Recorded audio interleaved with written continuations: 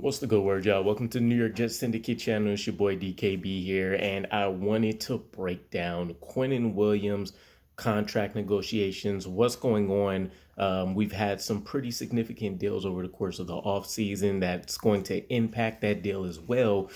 And for starters, we have to keep in mind that technically the first unofficial deadline for getting this contract done is in a week. April 17th starts the beginning of offseason activities for the New York Jets. And if we don't have a deal in place by then, Quinnen Williams himself has already mentioned he plans on not showing up, as these are going to be voluntary. And, he rather focus on ensuring that he has a long term future with the team. So we've seen, trying to take a look at Quinnen Williams' mind. We are investing heavily in trying to get Aaron Rodgers here. That's fine. I'm sure everybody on that defense wants a Hall of Fame quarterback over there. But then you look at, signings that don't necessarily make a ton of sense maybe when you say looking at guys like maybe Odell Beckham Jr. There was the early flirtations that at least got shut down in terms of like Ezekiel Elliott coming. So then you start, if I'm Quinnen Williams, taking a look at things and saying, all right, how much of a priority am I really right now, when we, love the wide receiving core that we have, and yet we're still going out here and trying to throw some additional money that could be mine. Now, we did buy some good faith, although that wasn't the main intention. We were able to re-sign his brother. But as mentioned, there were three other big contracts that got signed this offseason. Two of them directly impact Quinnen Williams just due to kind of similar age gaps, experience, things of that nature. So Javon Hargrave is kind of the outlier, but still, contracts are contracts. Recency bias is always going to kind of take place here. So Javon Hargrave, he signs a 4-year, $84 million deal at the age of 30.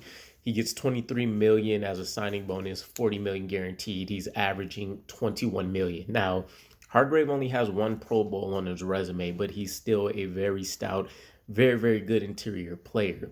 The other two guys are more of an interesting case. You have Daron Payne, 25, definitely more of he excels more in a run stopping area, but he gets a 4-year, $90 million deal, $28 million signing bonus, 59 million of that guaranteed. He's averaging 22.5. Now, this is the range that I suspected maybe would be the starting point or the floor for Quinnen Williams' contract when you take a look at Aaron Donald kind of being the premier guy at his position, and he's hitting about 30. So this is kind of the floor, right? Anything under Daron Payne's contract, you're looking at getting an absolute steal in value, in my opinion. Now, Daron Payne also has a Pro Bowl to his name, but no other outstanding, crazy. He hasn't led the NFL. A pass rush perspective or anything from that standpoint.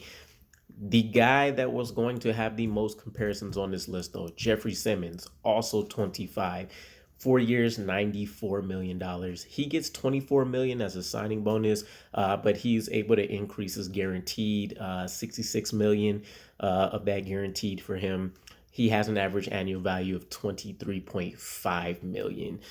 Still not necessarily crazy. I know I've seen the numbers thrown out there that maybe we'd be willing to go as high as 25, 26 million, but here's the kicker. Jeffrey Simmons has been dominant since he stepped in, whereas Quinnen Williams has taken some time to adjust and heat up, and different things of that nature.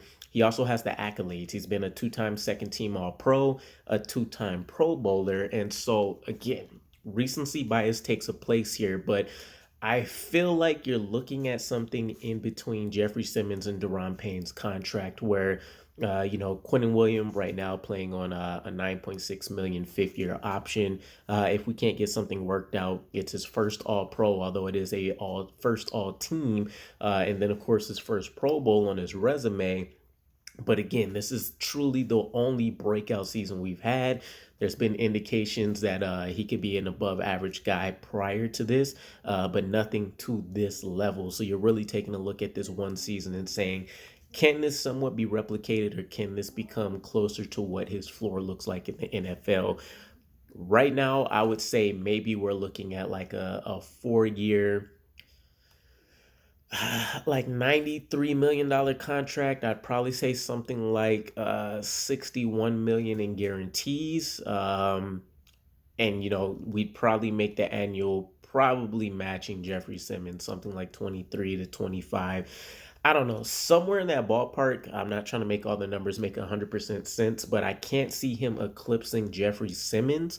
Um, but I mean, that's the name of the game in the NFL, right? You always try to one up the contracts that just came out. So, I mean, if we did go slightly over, I don't think it would be anything crazy. We're talking about maybe 4 years, 96 million, something like that, right? Just a tad bit over. We could get crazy and maybe offer a 5 year extension. I mean, Quinnen Williams is pretty young himself, and so maybe you don't want to overextend yourself that far, but it would offer slightly better cap relief. And considering some of the contracts we've had to restructure that maybe we don't want to, like CJ, Tyler Conklin, Laken Tomlinson, for example, this will help kind of offset some of those costs. So we'll keep tabs on this. Let me know what your guys' thoughts are. Do you think Quinnen Williams will truly sit out the offseason, at least for the voluntary period? And what kind of contract do you think that he should deserve, or we should be looking at for him? Maybe we can get somewhat of a discount again, getting his brother on the roster, but ultimately we'll see how that pans out. But let me know what your guys' thoughts are, and I'll catch you again. Peace.